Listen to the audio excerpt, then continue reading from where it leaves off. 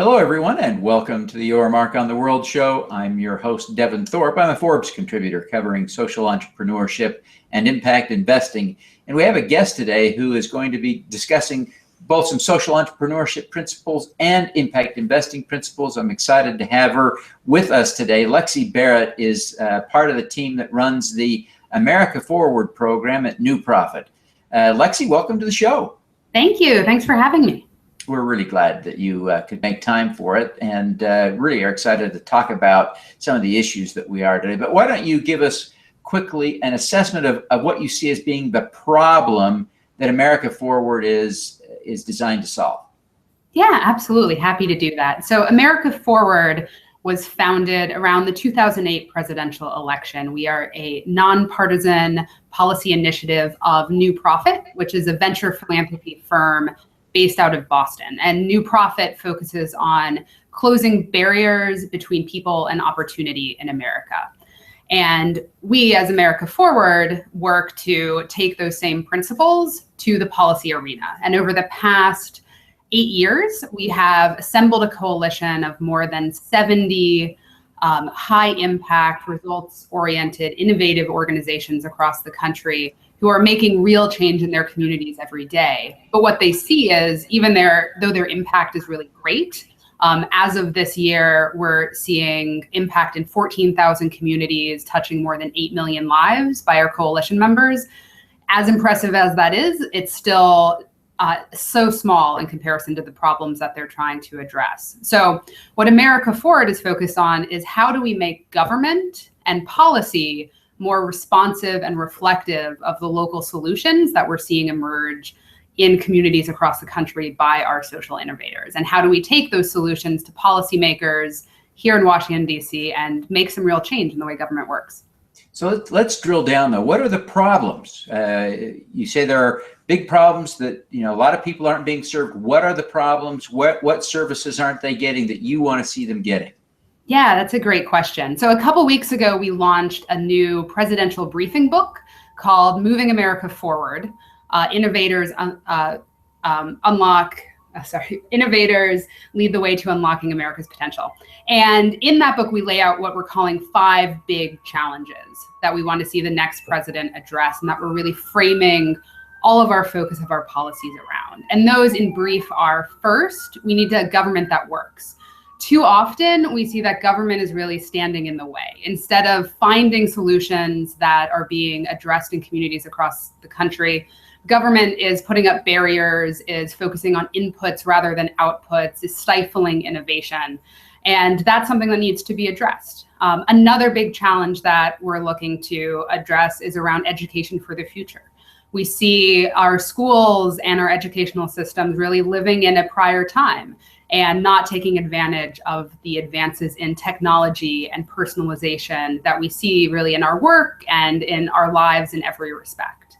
Another big challenge is what we're calling market-able America.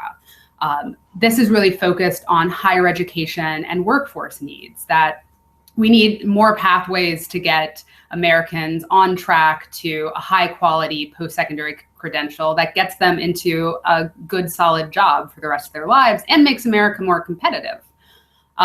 We have 2 more challenges. The fourth one is focused on first jobs. Even though the economy is recovering, we see a lot of what we call opportunity youth that are out of the workforce, that they don't have connections to get that good first job that they need. And that's a real challenge that we think policymakers need to address. And then finally, the last challenge that we are looking to policymakers to solve is around second chances, that we think all Americans that need them should have better second chances to turn their lives around. Now, one of the interesting approaches that you've been advocating at New Profit is pay for success. Yeah. Do you see that as a tool that can help across these 5 problem areas? Absolutely. Absolutely, we do. And we lay out in the book more than 35 policy solutions centered around these challenges. And one of those is about how do we expand pay for success? As you noted, this is a really interesting model that we're seeing more and more of, more projects that are focusing on some of our nation's biggest challenges and saying, let's flip the equation. Instead of government funding based on inputs, how do we have government really focus on the outputs that programs are creating and fund based on programs achieving results, while giving programs the freedom to really innovate and identify what the best solutions are. One example in our coalition that I would cite of this is ROCA, which is based out of Massachusetts.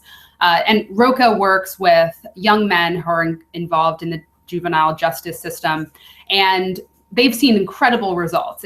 For the people that they serve that are engaged for more than 2 years in the program, almost 90% of them are employed, more than 90% of them haven't had any additional arrests. And we know that this has real economic implications for the government because recidivism is such a big problem that we're facing.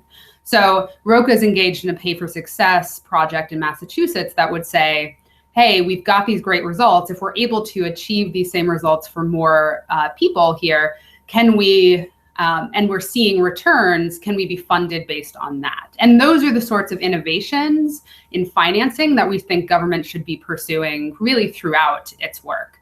We worked over the past couple of years to make changes to the Workforce Investment Act to add a Pay for Success set aside.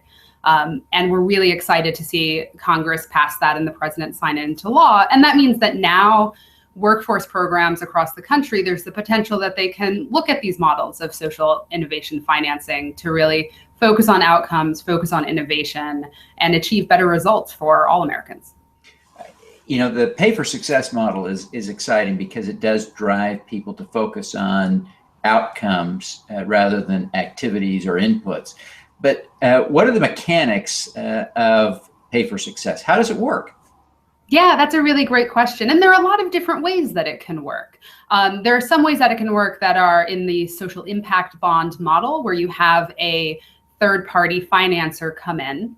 And then you also have a program evaluator that is evaluating whether you're meeting what the metrics are and whether those are being met by the program provider. So you have the potential for government funding being involved or the potential for private sector being involved. And then if the metrics are met by the program, then getting a return on that investment. But we think that it's also important to think about Pay for Success, not just in the social impact bond model, but also in the way of just looking at pay for performance, that programs should be funded higher if they have higher levels of success. We are big supporters of tiered evidence models that the government has pursued, like the Investing in Innovation Fund at the Department of Education, which says higher shares of funding should go to those programs that have a higher level of evidence. So we really see the Pay for Success world as being inclusive of a broad variety of approaches, but that are all really grounded in directing government funds where we see the highest potential for impact.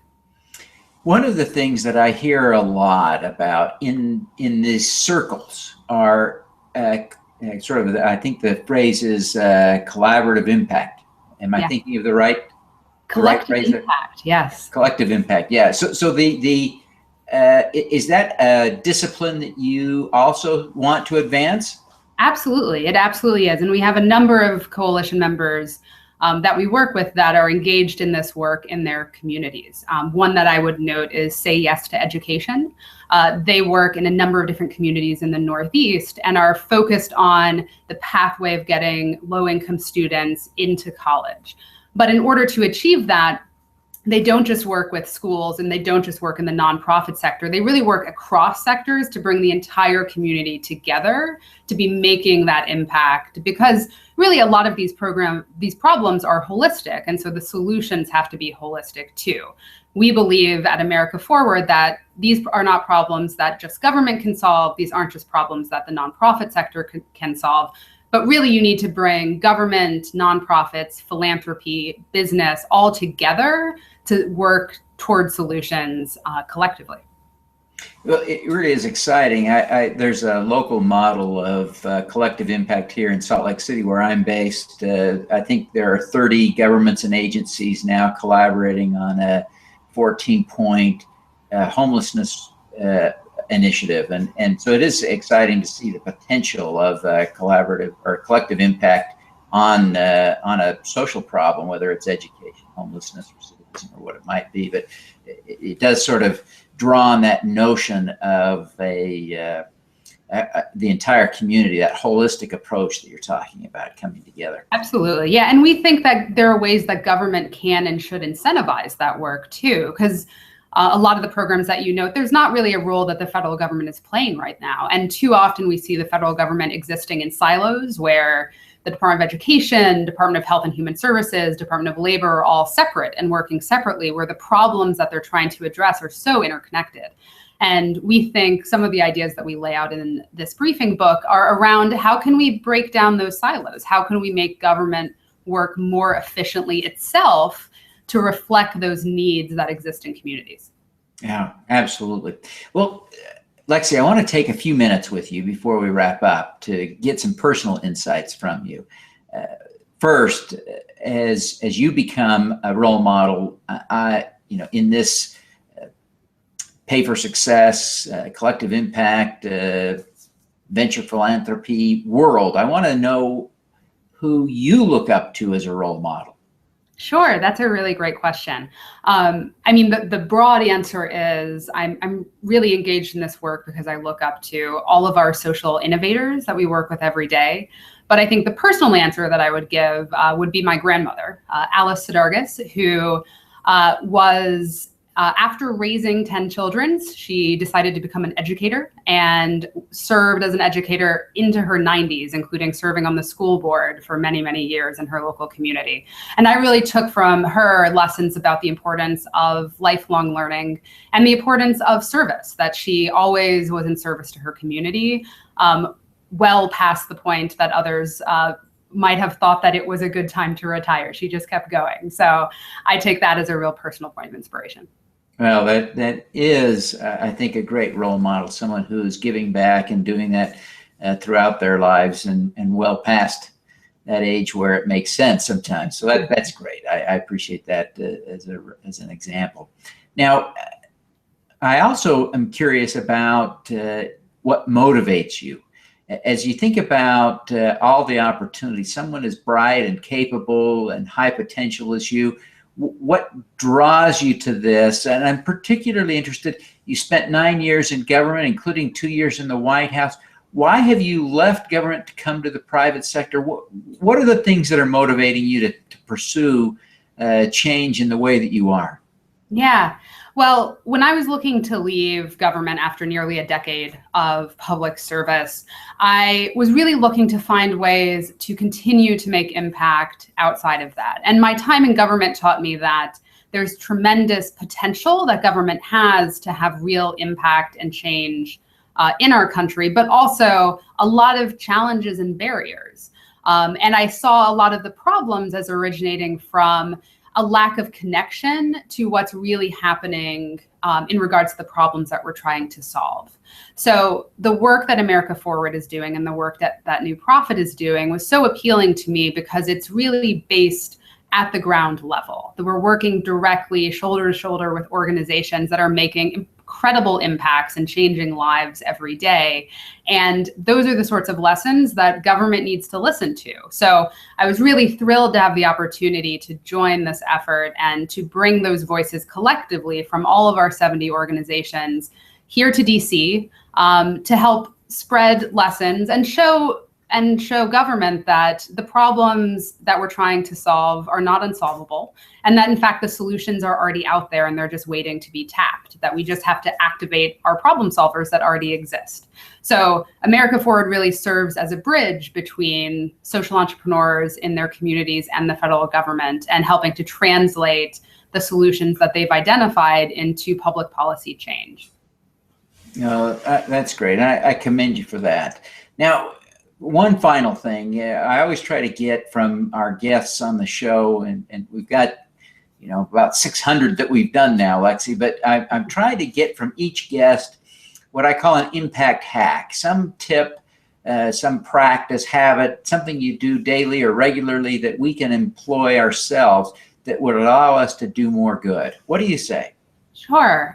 What I would offer up is breaking down the problem. So I think it's easy, whether you're in the world of policy or in the world of on-the-ground change, to get paralyzed by the hugeness of the problem that you're trying to address. So I find it important to both identify the big vision for the change that you're seeking to implement, but also really importantly to identify the small changes that can be made along the way that lead there. So you're not stuck thinking, oh, that problem is just too big, I don't know how to start. But really finding the small solutions that can start you going down that path. And this is very applicable to government. In the book, we outline policy ideas that are really big, but also ones that are small, things that members of the government could do right now, today, that would make real change in the way that government functions. Okay, well, I think that is just such a great example because I can think of specific times when I've been paralyzed, absolutely paralyzed by the scope of a problem or a project, and I can't start because I haven't broken it down into those little component pieces that are actionable. And the it's the old eating an elephant. It's done the same way as anything else, one bite at a time. So I really appreciate that insight, Lexi. Thank you. Well, Lexi, before you go, please take a minute and tell us how people can learn more about America Forward and how they can engage with you. Yeah, I would encourage everyone to follow us on Twitter. We're at America_forward, and to follow all of our efforts to engage with the presidential work over the next year through our Moving America Forward briefing book. We have a hashtag, which is #AFPresidential16. So follow us through Twitter, follow us through the hashtag, and you'll be able to keep updated on all of the work that we're doing here. Great. Lexi, thank you very much for being with us today. We wish you every success. Great. Thanks so much for having me, Devin. All righty. Let's do some good.